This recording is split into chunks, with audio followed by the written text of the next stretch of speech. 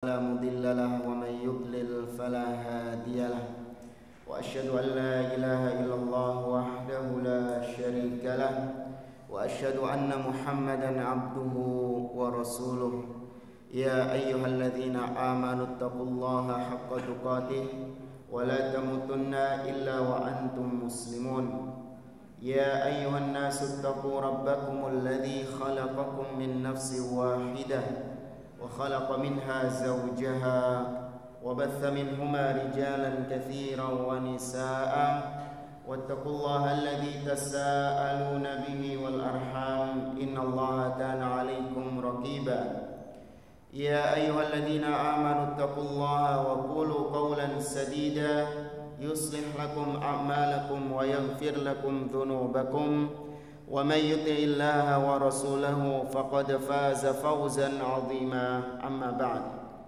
فإن أصدق الحديث كتاب الله وخير الهدي هدي محمد صلى الله عليه وسلم وشر الأمور محدثاتها وكل محدثة في الدين بدعة وكل بدعة ضلالة وكل ضلالة في النار. Ma'asyiral muslimin, para hadirin dan hadirat yang dimuliakan oleh Allah Subhanahu wa taala. Alhamdulillah, segala puji hanya layak Allah wa taala. Dialah yang memang pantas untuk dipuja dan dipuji karena Dia satu-satunya yang menciptakan kita, menciptakan orang-orang sebelum kita, menciptakan apapun yang ada di atas muka bumi ini. Dan Dia pula yang memberikan kita berbagai macam nikmat, baik itu nikmat sehat ataupun nikmat waktu, dan yang lebih besar dan yang paling berharga adalah nikmat hidayah. Kita dijadikan oleh Allah hamba-hambanya yang beriman. Kita dijadikan oleh Allah umat Muhammad sallallahu alaihi wasallam. Para hadirin dan hadirat yang dimuliakan oleh Allah, sejenak kita sore hari ini berkumpul di salah satu taman-taman surga dunia, di salah satu rumah-rumah Allah, hanya untuk mempertebal keimanan kita, menambah ilmu kita, yang dengannya semoga ketakwaan kita pun juga semakin bertambah kepada Allah, keimanan pun juga semakin meningkat kepada Allah, dan amal soleh juga semakin baik kepada Allah Subhanahu wa taala. Sore hari ini kita akan berbicara tentang sebuah sekte atau sebuah kelompok yang memiliki sepak terjang yang cukup lama di dalam tubuh kaum muslimin. Mereka sudah memiliki track record yang muncul sejak zaman sahabat-sahabat Nabi sallallahu alaihi wasallam dan akan terus ada sampai hari kiamat nanti. Kelompok yang satu ini memiliki sifat-sifat yang buruk. Ia gemar menumpahkan darah kaum muslimin, menumpahkan darah orang-orang yang diharamkan oleh Allah Subhanahu wa taala untuk ditumpahkan darahnya.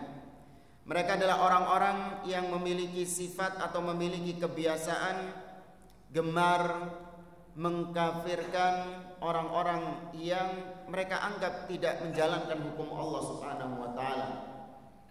Mereka orang-orang yang gemar keluar dari ketaatan pemimpin kaum muslimin, ketaatan kepada penguasa kaum muslimin. Mereka itulah orang-orang yang disebut dengan Al-Khawarij. Kata-kata Al-Khawarij itu berasal dari bahasa Arab kharaja yakhruju, yang artinya adalah keluar. Khawarij itu jamak dari kharij, yaitu yang keluar. Maksudnya di sini kata para ulama, mereka itu dikatakan yang keluar karena mereka sendiri mengeluarkan diri mereka dari ketaatan kepada penguasa kaum muslimin. Mereka mengeluarkan diri mereka dari jamaatul muslimin, dari jamaah kaum muslimin, meninggalkan mereka, menyendiri sendiri. Itu terminologi atau definisi secara bahasa dari kata-kata Al-Khawarij. Lalu jamaah yang dimuliakan oleh Allah, adapun secara istilah Khawarij akan dijelaskan dari beberapa hadis-hadis Nabi sallallahu alaihi wasallam. Ini perlu kita bahas, tujuan kita, motivasi kita membahas yang satu ini. Yang pertama adalah ya sebagai bentuk kehati-hatian kita, karena memang pemahaman mereka atau akidah mereka itu menyebar di sebagian kaum muslimin. Bahkan menyebarnya itu bukan di tempat-tempat yang buruk, menyebarnya justru di rumah-rumah Allah. Seseorang itu memiliki pemahaman khawarij, ia mendapatkan itu kebanyakan mungkin dari dalam masjid. Dari dalam masjid, dari dalam rumah Allah Subhanahu wa taala. Bukan di kafe, bukan di diskotik, bukan di warung pinggir jalan, enggak. Tapi di dalam rumah-rumah Allah Subhanahu wa taala. Maka sebagai bentuk proteksi diri kita agar kita bisa membedakan mana pemahaman yang benar dan mana pemahaman khawarij, maka kita pelajari dahulu apa itu khawarij. Karena secara asal Ahlus Sunnah wal Jamaah itu tidak hanya mempelajari yang baik-baik, tapi Ahlus Sunnah wal Jamaah juga mempelajari yang buruk-buruk. Kita nggak cuma belajar tentang tauhid, kita pun juga belajar tentang syirik. Kita tidak belajar tentang akidah Ahlus Sunnah, kita pun juga belajar tentang bagaimana akidah Ahlul Bid'ah. Kita nggak cuma belajar tentang bagaimana cara masuk surga, tapi kita juga belajar apa sebab-sebab yang menyebabkan kita bisa masuk ke dalam neraka, untuk kita hindari tentunya. Jadi belajar tentang keburukan untuk proteksi diri kita agar jangan sampai kita terjerumus ke dalam keburukan. Karena bisa jadi jamaah, jalan yang selama ini kita tempuh, yang kita yakin bahwa itu adalah jalan menuju surga, ternyata itu jalan menuju neraka. Dan justru jalan yang selama ini kita hindari, yang selama ini kita waspada terhadap jalan itu, justru itu jalan menuju ke dalam surga, bukan jalan menuju neraka. Maka itu kembali kepada ilmu. Yang dimaksud ilmu adalah Al-Quran dan Sunnah berdasarkan pemahaman para sahabat Nabi. Lalu yang kedua, motivasi kita adalah untuk meluruskan kesalahpahaman sebagian orang yang mereka menganggap atau menuduh kita Ahlus Sunnah wal Jamaah sebagai khawarij. Kita dituduh sebagai khawarij karena kita ini kalau kajian sukanya bahas tentang syirik. Orang yang syirik itu hukumnya kafir. Orang yang pergi ke dukun kafir.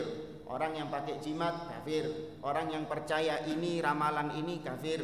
Orang yang beribadah kepada kuburan kafir. Tuh suka mengkafirkan, berarti itu khawarij. Itu orang awam cara pandangnya seperti itu.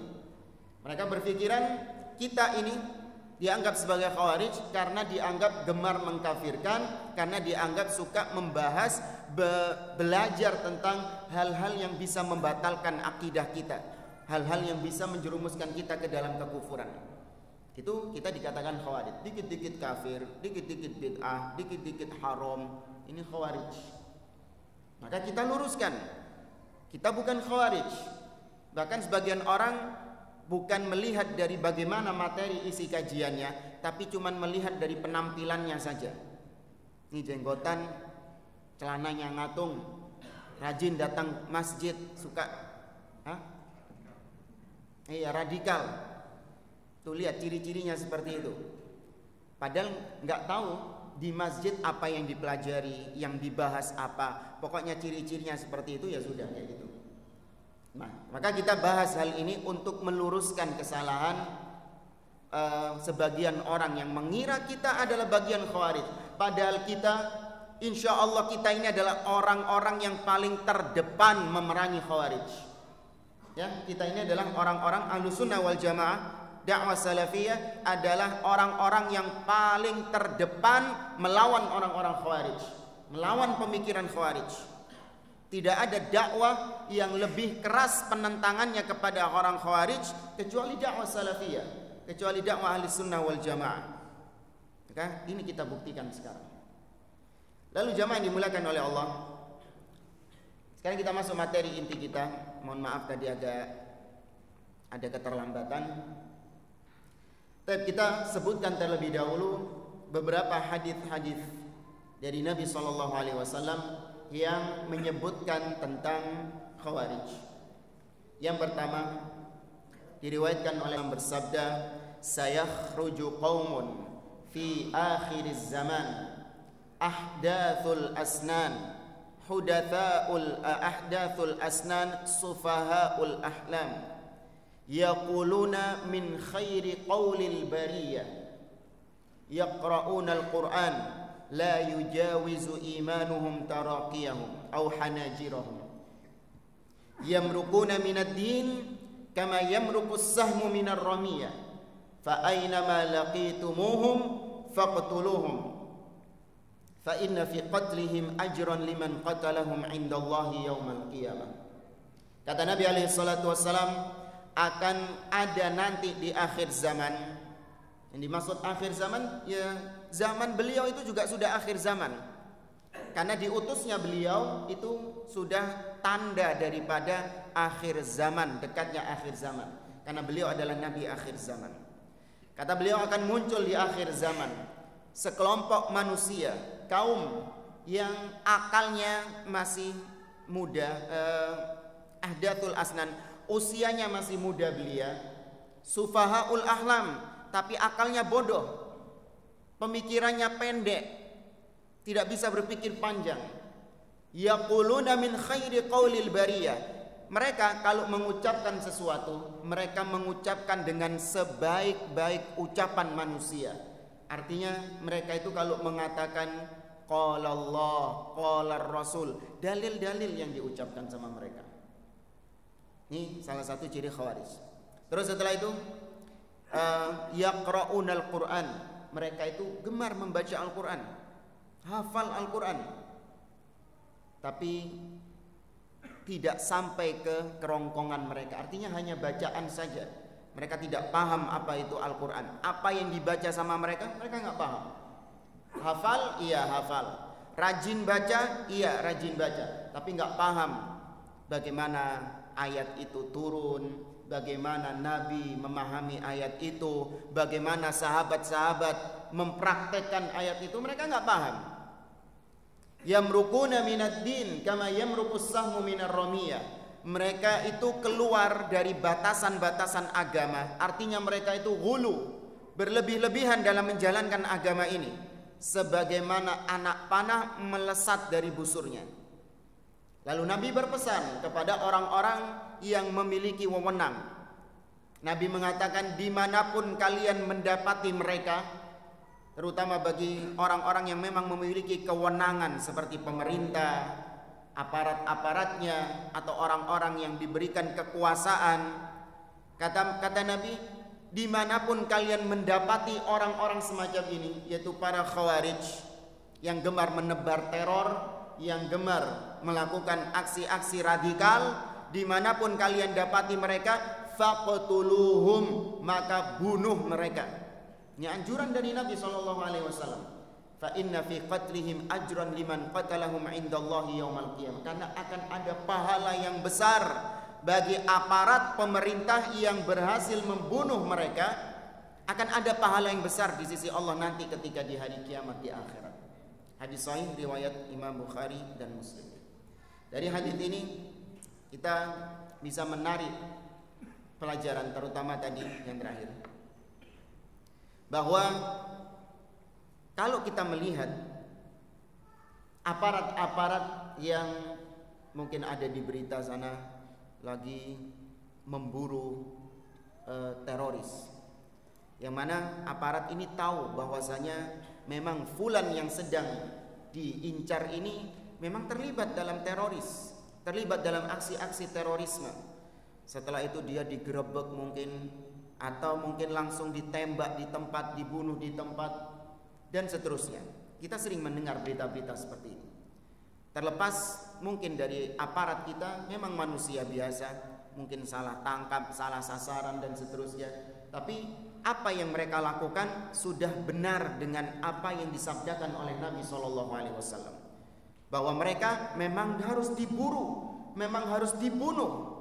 Sehingga kita nggak boleh merasa simpati, wah kesian ini ngawur aparat ini, masa ditembak di rumahnya, masa dia nggak bersenjata, terus tahu-tahu dibunuh, bla bla bla dan seterusnya. Hanya bikin petisi, akhirnya bikin macam-macam lah. Yang disudutkan, yang dicaci maki adalah aparatnya. Padahal Anda nggak tahu kalau ini teroris, ketika dia tidak ditangkap, ketika dia tidak dibunuh dan dia berhasil melakukan tindakan terorismenya, maka yang melayang nyawanya lebih banyak daripada dia. Terkadang kita seperti itu.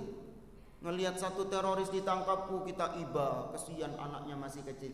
Loh, salah sendiri ngapain jadi teroris? Gak usah iba sama orang-orang seperti itu. Pantas mereka mendapatkan seperti itu. Karena mereka ketika nanti melakukan aksi terornya, maka yang jadi korban kita juga. Nanti akan kita bacakan. Yang diincar sama mereka itu bukan cuman yang katanya orang-orang kafir, katanya orang-orang yang tidak beriman. Enggak. Yang mereka bunuh itu juga termasuk kaum muslimin yang mereka anggap kafir, yang mereka anggap murtad keluar dari Islam. Maka dari hadis ini kita setuju apabila aparat-aparat itu membunuh mereka, para teroris. Itu kita sangat setuju sekali. Sesuai dengan apa yang disabdakan oleh Nabi SAW. Dan kita gak perlu iba. Tapi yang membunuh aparat tetap gak boleh main hakim sendiri. Kita hanya menyampaikan saja. Tapi hadis yang kedua, yakhruju fikum qaumun tahqiruna salatakum ma'a salatihim wa siyamakum ma'a siyamihim wa amalakum ma'a amalihim. Muttafaqun alaih. Kata Nabi, akan ada sekelompok manusia yang akan muncul nantinya, yang mana apabila kalian melihat salat mereka, kalian akan menganggap remeh salat kalian sendiri. Kalau kalian melihat puasa mereka, kalian akan menganggap remeh puasa kalian sendiri. Dan kalau melihat amal-amal ibadah mereka, kalian akan menganggap remeh amal ibadah kalian sendiri. Ini Nabi ngomong sama sahabat-sahabat. Anda tahu bagaimana ibadahnya sahabat? Itu kalau dibandingkan dengan ibadahnya orang Khawarij, sahabat itu ngerasa, ya Allah, gak ada apa-apanya saya ini ibadahnya. Artinya dalam hadis ini, mereka orang-orang Khawarij adalah orang-orang yang gemar beribadah, luar biasa ibadahnya. Tapi itulah, mereka beribadah bukan di atas ilmu. Mereka itu kuantitasnya banyak, tapi kualitasnya nol. Yang dituntut di dalam Islam banyak-banyakan ibadah atau bagus-bagusan ibadah. Allah mengatakan, huwallazi khalaqal mauta wal hayata liyabluwakum ayyukum ahsanu amala. Dialah Allah yang menciptakan kematian dan kehidupan untuk menguji kalian, siapa di antara kalian yang paling baik amalannya, bukan paling banyak. Kalau banyak baik nggak apa-apa, tapi kalau banyak tapi nggak ada kualitasnya percuma. Seperti orang-orang Khawarij ini, mereka semangat melaksanakan ibadah, semangat untuk beribadah kepada Allah, tapi tanpa dilandasi ilmu. Semangat mengobarkan api jihad. Orang-orang yang nggak pantas dibunuh dianggap sebagai jihad.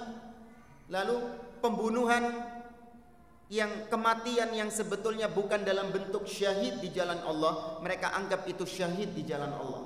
Berlebih-lebihan. Karena yang benar, para ulama mengatakan, kalau tidak salah, ucapan Al-Imam Ibnu Abil Izzi Al-Hanafi dalam kitabnya Al-Aqidah, Syarah Al-Aqidah At-Tahawiyah. Beliau mengatakan, man abadallaha bila ilmin kana ma yufsidu aktsaru mimma yuslih. Barang siapa yang beribadah kepada Allah tanpa ilmu, tanpa landasan ilmu, maka dia lebih banyak merusak daripada memperbaiki. Jihad-jihad yang dilakukan oleh orang-orang Khawarij, oleh para teroris, coba jihad yang dilakukan sama mereka ini lebih banyak merusak atau memperbaiki? Merusak. Padahal tujuan jihad adalah untuk memperbaiki. Tapi itulah, karena mereka cuma modal semangat, gak punya ilmu, akhirnya lebih banyak merusak. Islam yang merusak, kaum muslimin lainnya juga ikut kena getahnya. Ini merusak mereka. Maka ciri kedua, mereka memiliki ibadah yang banyak, tapi tidak di atas ilmu. Lalu hadis berikutnya kita singkat saja. Nabi alaihi salatu wasallam mengatakan dalam riwayat Imam Abu Dawud. Beliau bersabda, hum syarrul khalqi wal khaliqah. Mereka adalah orang-orang atau makhluk-makhluk yang paling buruk, termasuk di antara makhluk Allah yang paling buruk. Nanti akan ada penjelasan di hadis berikutnya. Lalu kata beliau, tuba liman qatalahum wa qataluh. Maka beruntunglah bagi orang yang berhasil membunuh mereka atau orang yang dibunuh sama mereka. Jadi kita kalau misalnya ya dibunuh sama orang Khawarij, ada seorang muslim yang dia dibunuh sama orang Khawarij, maka jangan dianggap dia itu mati ngenes atau mati gimana. Enggak, itu kebaikan. Nabi mengatakan tuba. Tuba ini kata Al-Imam An-Nawawi, salah satu tafsiran dari tuba adalah al-jannah, surga bagi orang-orang yang berhasil membunuh orang Khawarij dan orang yang dibunuh sama orang Khawarij, orang muslim yang dibunuh sama orang Khawarij. Lalu kata Nabi, yad'una ila kitabillah wa laysu minhu fi syai'. Mereka itu mengajak untuk berhukum dengan kitab Allah, mengajak berhukum dengan hukum Allah, padahal mereka sendiri tidak berhukum dengan hukum Allah Subhanahu wa taala. Ya kan? Keluar-keluarnya kan seperti itu. Ini pemerintah taghut, pemerintah kafir karena tidak menggunakan hukum Allah dalam pemerintahannya. Tapi nyatanya mereka sendiri juga nggak pakai hukum Allah. Apakah tindakan terorisme seperti itu adalah hukum Allah? Pakai hukum Allah? Enggak. Bahkan mereka menghalalkan cara-cara yang licik untuk menghalalkan perbuatan teror mereka. Mereka rela apa misalnya?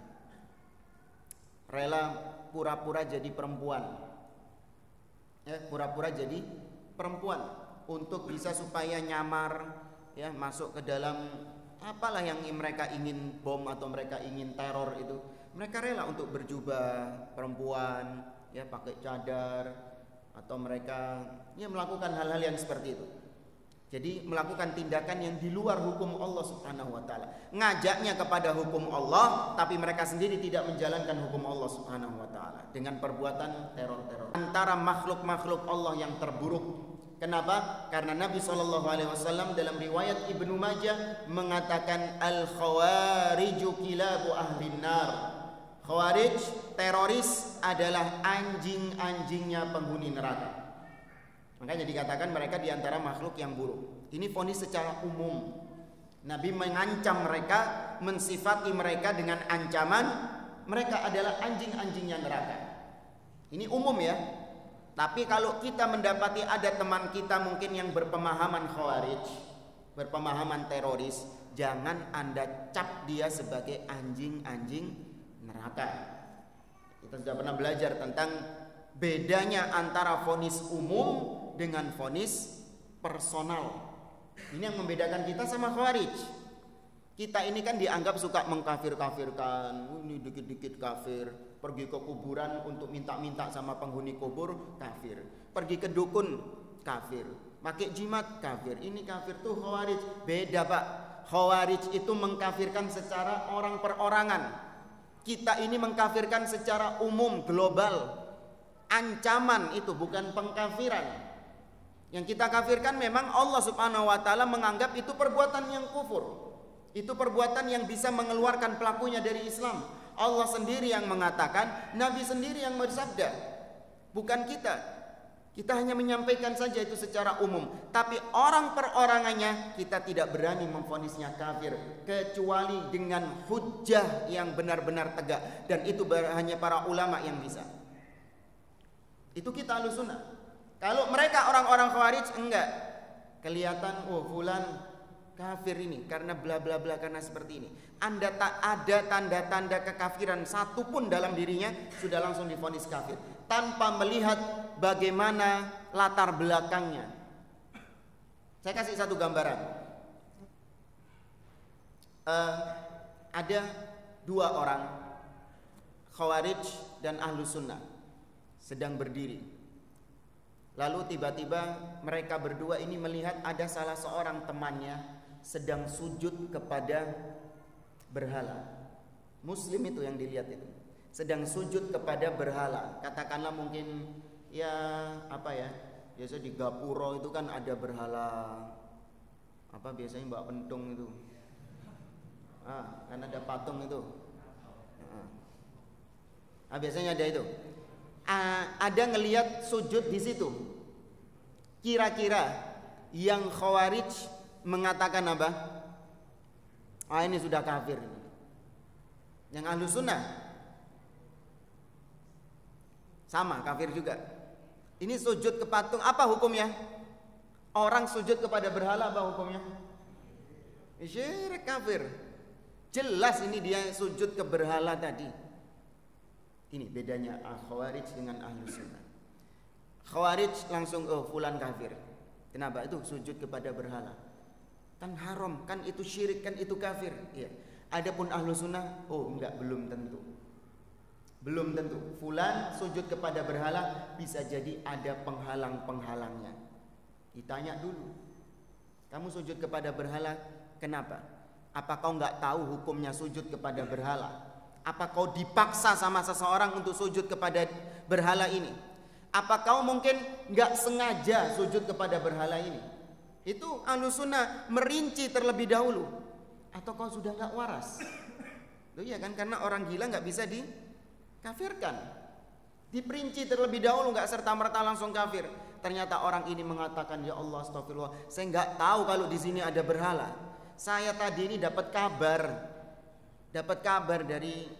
dari orang tua saya, istri saya melahirkan di rumah sakit dengan normal. Saya senang, saking senangnya saya sujud syukur, nggak tahu kalau depannya ada berhala.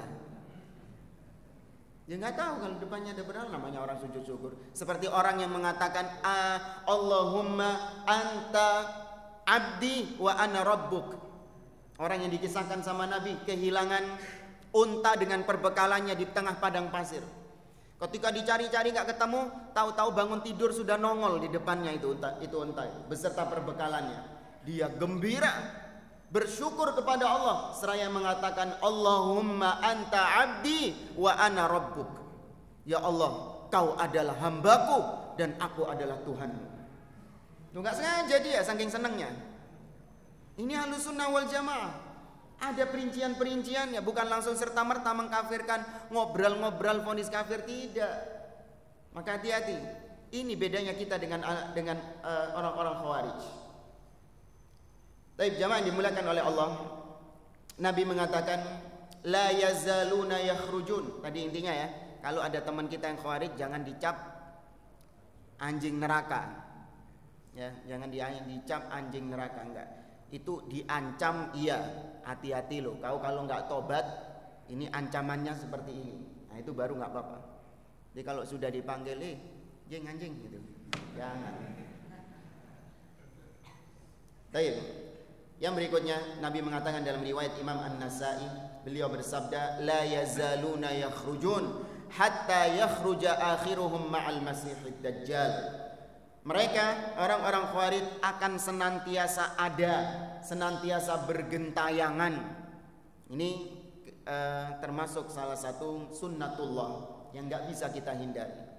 Kalau ada yang mengatakan kita harus memberantas terorisme sampai akar-akarnya, mungkin kita bisa memberantas aksi terorismenya, iya, mungkin saja. Tapi kalau pemikirannya, itu Nabi mengatakan akan senantiasa ada sampai akhir zaman. Bahkan nanti golongan terakhir mereka, kelompok terakhir mereka akan muncul bersama Al-Masihid Dajjal di akhir zaman. Jadi mereka tetap senantiasa ada, pemikiran mereka akan senantiasa ada. Mungkin perbuatan terornya bisa dibendung, tapi pemikirannya akan senantiasa eksis. Baik, yang berikutnya, mungkin yang terakhir. Ini tadi yang kita katakan. Ciri Khawarij, yaqtuluna ahlal Islam wa yada'una ahlal awthan. Kebiasaan mereka adalah gemar membunuh orang-orang Islam dan membiarkan orang-orang kafir. Itu mereka. Coba Anda perhatikan bagaimana sepak terjang daulah Khawarij yang ada di Irak sana, yaitu Daesh atau ISIS. Coba perhatikan, mereka mengaku berjihad di jalan Allah, mengaku berperang. Siapa yang paling banyak mereka bunuh? Kaum muslimin yang dianggap kafir, yang tidak mau membaiat kepada pemimpin abal-abal mereka, khalifah jadi-jadian mereka, dianggap kafir. Bahkan orang-orang yang sudah tobat dari ISIS ini, itu mereka sudah nggak bisa pulang. Karena ya beberapa ikhwan-ikhwan Indonesia yang dulu ngefans sama ISIS sampai berangkat ke sana. Siapa itu yang nantang Panglima TNI? Abu Jandal. Saya pernah beberapa kali ketemu sama dia dulu. 10 tahun yang lalu mungkin itu terakhir bertemu dia. Dan kabarnya sudah tewas. Tewasnya bukan di tangan orang kafir, tapi tewas yang didapatkan dari beberapa anggota keluarganya. Karena ketika dia tahu bahwasanya ISIS ini memang menyimpang, ISIS ini memang khawarij tulen, bahkan dia itu dikhawarijkan, divonis khawarij oleh Al-Qaeda yang sama-sama juga khawarij. Maling teriak maling. Iya, ulama mereka yang bernama Syekh Abu Muhammad Al-Maqdisi itu memvonis Daesh, daulah ISIS sebagai khawarij. Padahal Abu Muhammad Al-Maqdisi ini juga pemikirannya khawarij juga, tapi memvonis itu sebagai khawarij, maling teriak maling. Ketika itu mengetahui penyimpangan yang ada pada ISIS, dia coba untuk keluar dari ISIS, kabur dari ISIS, ingin kembali ke tanah air. Beberapanya ada yang berhasil, ada sebagian yang berhasil. Ada di beberapa tempat itu berhasil mereka keluar dari ISIS, kembali pulang ke Indonesia. Nah, sebagiannya nggak berhasil, sebagiannya dibunuh karena dia adalah pengkhianat, dianggap sebagai pengkhianat dan dibunuh. Itu ISIS. Baik, itu beberapa hadis-hadis tentang khawarij. Sekarang kita lihat faedah-faedah yang bisa kita ambil dari hadis-hadis tadi. Yang pertama, orang-orang khawarij itu disabdakan oleh Nabi umurnya masih muda belia, masih rata-rata masih anak-anak muda kebanyakan. Lihat yang menjadi pelaku teror atau yang berangkat ke ISIS sana, berangkat ke Suriah sana untuk gabung dengan ISIS, kebanyakan anak-anak muda. Kenapa? Karena memang anak-anak muda adalah jenis atau golongan yang bisa dimanfaatkan betul. Selain karena memang mereka masih polos, masih minim ilmu, mereka juga memiliki semangat yang membara dalam beragama, mereka fisiknya juga masih kuat. Itu yang dimanfaatkan sama mereka. Kalau orang tua-tua ya mungkin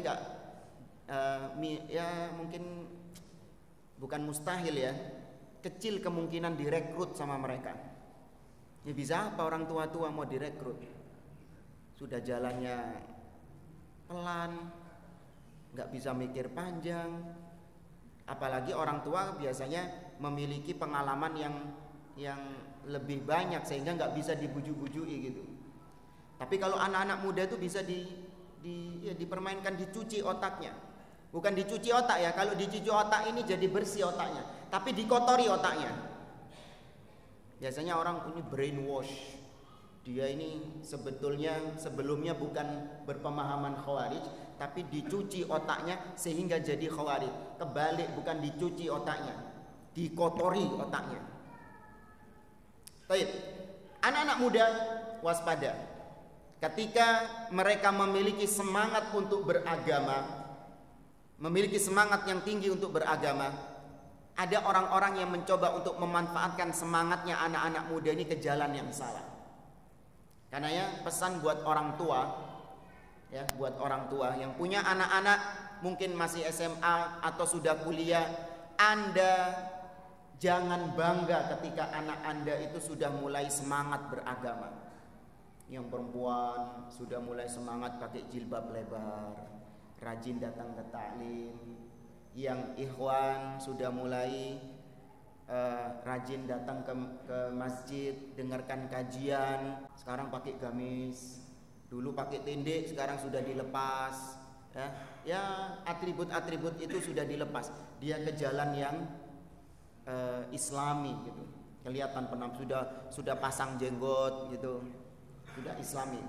Anda sebagai orang tua jangan bangga dulu. Oh, Masya Allah anakku sekarang sudah mulai rajin ke masjid, rajin datang ke pengajian. Jangan bangga dulu. Anda harus perhatikan kepada siapa anak Anda ini belajar ilmu agama. Nak, kamu ini ngaji sama siapa nak? Ustadz siapa nak? Tanyakan kepada anak-anak Anda. Buku apa yang kau pelajari nak? Jangan serta-merta bangga-bangga gitu saja. Tahu-tahu anaknya terjangkit virus Khawarij, tahu-tahu ngebom. Loh, anakku teroris. Sudah berangkat sudah anaknya. Iya. Jangan. Sejak dini, alhamdulillah anak kita punya kecondongan semangat beragama itu bagus, Pak. Kita ini senang kalau ada anak punya semangat beragama itu. Tapi ya gitu, jangan sudah lepas gitu saja mentang-mentang dia punya semangat beragama. Jangan, tetap dikontrol, tetap diawasi. Siapa? Dari mana dia mengambil ilmu agama? Ustadznya siapa? Bagaimana pemahaman ustadznya? Apa saja yang diajari? Nak, kau tadi ke masjid belajar apa? Kau tadi di sekolah belajar agama, gurunya belajar ngajarin apa aja? Orang tua harus ngontrol. Tapi terkadang sebagian orang tua kita katakan membuang anaknya ketika sudah besar. Bukan cuma ketika kuliah saja, bahkan ketika masih sekolah itu bisa saya katakan sudah dibuang. Kenapa? Karena orang tua itu kebanyakan, kita nggak bicara semua, sebagian di antara mereka menganggap bahwa sekolah itu cuma penitipan anak saja. Orang tua itu cuma tahu ketika rapotan. Ketika rapot baru tahu. Wah, nilainya tidak ada yang merah. Wis, alhamdulillah pinter anakku. Sudah itu tok. Tanpa dia bertanya kepada anaknya, nak, kamu itu di sekolah temanmu siapa? Kamu berteman dengan siapa saja? Karena lingkungan itu mempengaruhi karakter seorang anak. Kau di sekolah belajar agama Islam. Nih ada pendidikan agama Islam. Nilaimu 100 di sini di rapot. Apa yang diajari sama gurunya? Kau belajar apa di situ? Tanya kepada anaknya. Setiap malam ya, atau mungkin pulang sekolah atau kapan lah ada waktu, tanya, ngobrol sama anaknya. Kegiatannya di sekolah belajar apa saja. Jangan tanya cuma setahun sekali, cuma rapotan saja. Terus ketika lihat rapotannya gak ada yang merah, terus langsung puas, langsung senang. Enggak.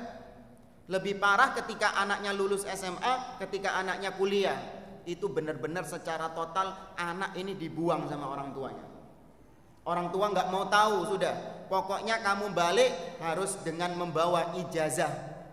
Sarjana ini, sarjana ini, sarjana ini. Dengan IPK 4,0. Itu tuntutan orang tuanya.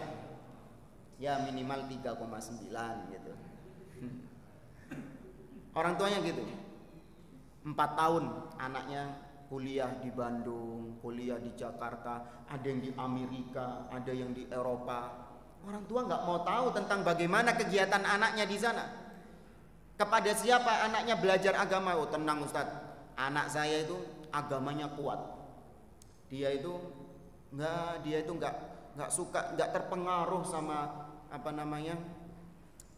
kehidupan yang ada di Amerika, yang bebas, yang free gitu. Enggak, anak saya agamanya kuat Ustaz. Dia di sana juga belajar. Yang penting pulang-pulang, Pak, ini Pak, saya lulus, saya bawa ijazah, IPK saya 4. Oh bangga Bapak sama kamu nak. Kamu memang anak bapak. Padahal nggak tahu kalau dulu ketika di kos-kosan menghamilin 10 orang. Nggak tahu bapaknya. Ketika dulu kuliah, dia sudah terjangkit Khawarij, sudah terjangkit terorisme. Ada akidah pemahaman terorisme dalam dia. Bapaknya nggak tahu. Bapaknya taunya cuma urusan-urusan gitu aja. Maka hati-hati. Ya, itu hati-hati. Karena yang diincar adalah anak-anak muda. Yang dikotori otaknya untuk dijadikan martir adalah kebanyakan anak-anak muda. Ya, anak muda kan bisa dibohong-bohongi. Ada anak yang baru putus sama pacarnya, didatangi sama ini, yang orang-orang Khawarij, dai Khawarij. Kamu mau bidadari surga? Kau kan putus sama pacarmu. Iya. Kamu mau bidadari surga? Mau. Kau pakai ini jaket ini. Kau jalan ke sana, jadi kalau sudah sampai di situ ada tombol, pegang itu tombolnya. Ketemu nanti bidadari surga. Cantik-cantik. Oh iya. Langsung berangkat sudah. Itu anak muda. Orang tua-tua mau digitukan. Maka hati-hati anak-anak muda. Baik. Dari hadis-hadis yang kita baca tadi, kita bisa mengambil pelajaran tentang pentingnya kita mengambil ilmu agama ini dengan benar. Pentingnya kita ini waspada dengan orang-orang yang menebarkan virus Khawarij, akan tetapi mereka berkedok sebagai ustadz, berkedok sebagai kiai. Kalau orang mengajarkan terorisme itu mungkin di mana?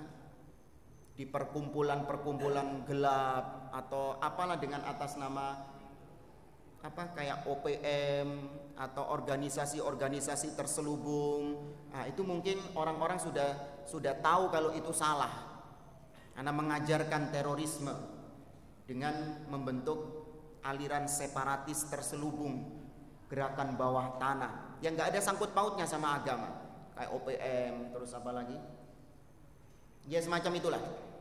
Itu orang bisa tahu, oh ini salah ini.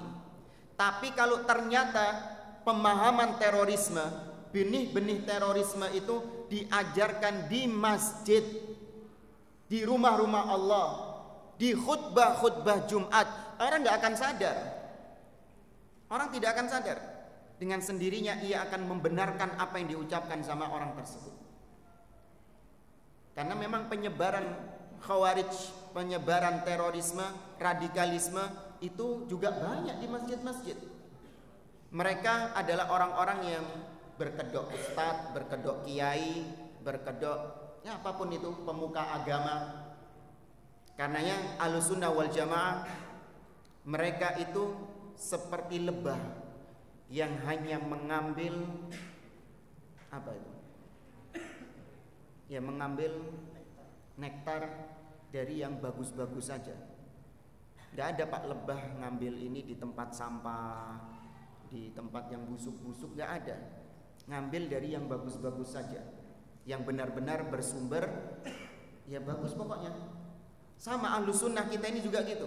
Kita ini mengambil ilmu hanya dari sumber yang bagus, dari Al-Quran dan Sunnah, berdasarkan apa yang dipahami sama salafus saleh. Beda sama mereka ngambil sembarangan. Tapi jamaah yang dimuliakan oleh Allah, ada satu pesan.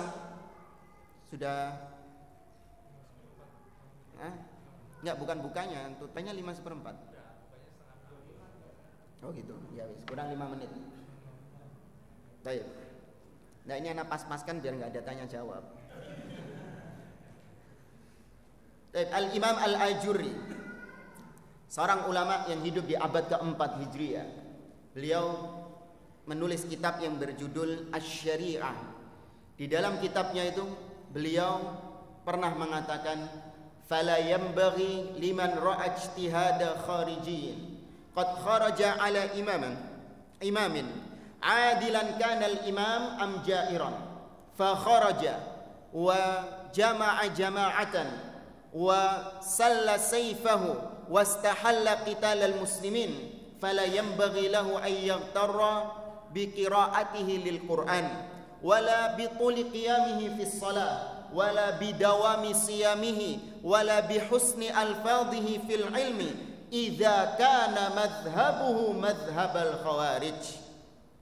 Kata beliau, tidak boleh bagi kita untuk mengambil pendapatnya orang Khawarij yang jelas-jelas dia itu telah keluar daripada ketaatan kepada pemimpin kaum muslimin. Orang Khawarij, salah satu cirinya, kita ini kalau mau mendeteksi dai, ustadz yang terpengaruh pemikiran Khawarij, lihat apakah dia itu gemar mencaci maki pemerintah, gemar mengajak orang untuk keluar daripada ketaatan pemimpin kaum muslimin, yang dianggap ini sudah bukan pemimpin kita lagi, Ini pemimpin yang zalim, lebih zalim daripada Fir'aun. Ini pemerintah togut, rezim togut. Ini pemikiran Khawarij. Maka Anda waspada dengan orang-orang semacam ini. Jangan diambil pendapatnya.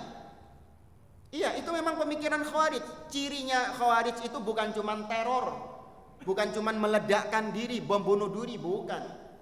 Bukan cuma itu saja. Tapi pemikiran mereka juga adalah gemar keluar atau mengkafirkan pemerintah yang ada. Ya, dianggapnya sudah tidak lagi muslim dia.